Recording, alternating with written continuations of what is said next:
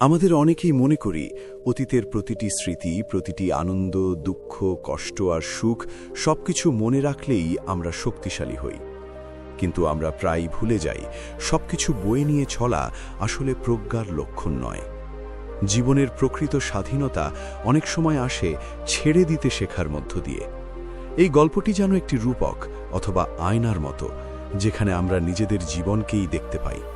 আর গল্পের শেষে আমি চাই আপনি নিজেকে একটি প্রশ্ন করুন, আমি কি বর্তমানে বেঁচে আছি, নাকি এখনো অতীতেই ধীরে ধীরে মারা যাচ্ছি?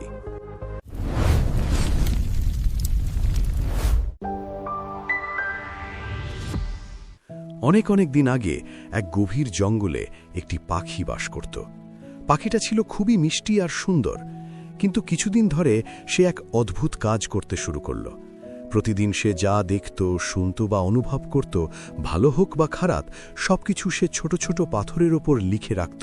তারপর সেই পাথরগুলো একটি ছোট থলেতে ভরে রেখে উড়ে যেত। সুখের স্মৃতি হোক বা দুঃখের, পাখিটির বিশ্বাস ছিল জীবনের প্রতিটি মুহূর্তই মনে রাখার মতো। এটা ধীরে ধীরে তার অভ্যেসে পরিণত হল, এমনকি সে এতে আনন্দও খুঁজে পেল। তার মনে হতো ভালো স্মৃতিগুলো চিরদিন রেখে দিতে হবে, কারণ এমন মুহূর্ত হয়তো আর কখনো ফিরে আসবে না। আর খারাপ অভিজ্ঞতাগুলোর মধ্যেও তো শেখার কিছু থাকে, সেগুলোও লিখে রাখা দরকার। শুরুর দিকে সবকিছুই পাখিটির কাছে বেশ মজার লাগত। প্রতিদিন নতুন নতুন পাথর, নতুন স্মৃতি থলেটা ভরতে থাকল। কিন্তু সময়ের সাথে সাথে সেই অভ্যেস আরও শক্ত হয়ে উঠল। প্রতিদিন নতুন পাথর যোগ হতে লাগল আর থলেটা ভারী হতে থাকল। ফলে উড়ে বেড়ানো ধীরে ধীরে কঠিন হয়ে উঠল। তবুও পাখিটির বিশ্বাস ছিল একদিন এই সব স্মৃতি নিশ্চয়ই কাজে লাগবে।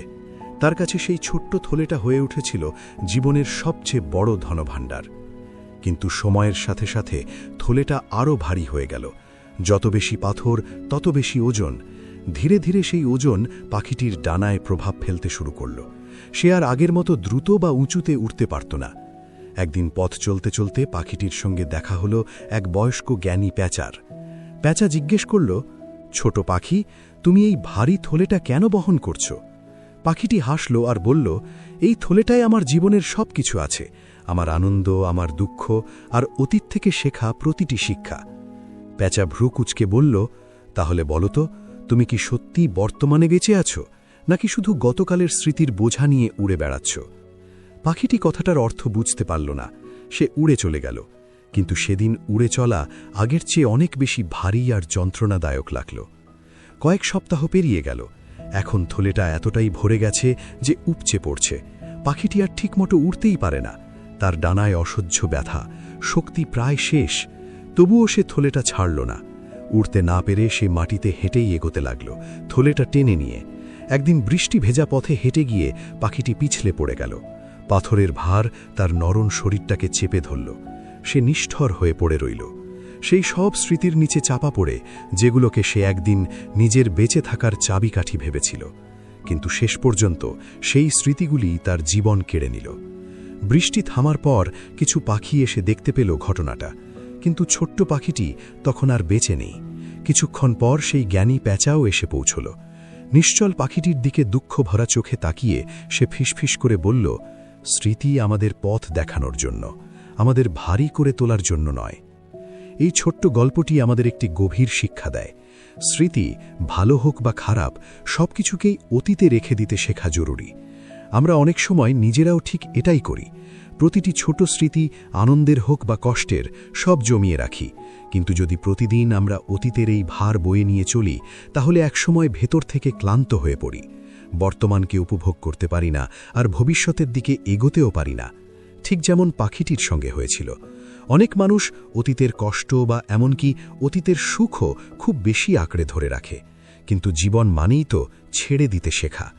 যা হারিয়ে গেছে তাকে আমরা ফিরিয়ে আনতে পারি না, কিন্তু আজকের দিনটাকে সুন্দর করা আমাদের হাতেই আছে। তাই যা কিছু হয়েছে, ভালো বা খারাপ, সব পেছনে রেখে এগিয়ে চলুন। বর্তমানে বাঁচতে শিখুন, কারণ আমরা গতকাল বদলাতে পারি না, কিন্তু আজকে গড়ে তুলতে পারি।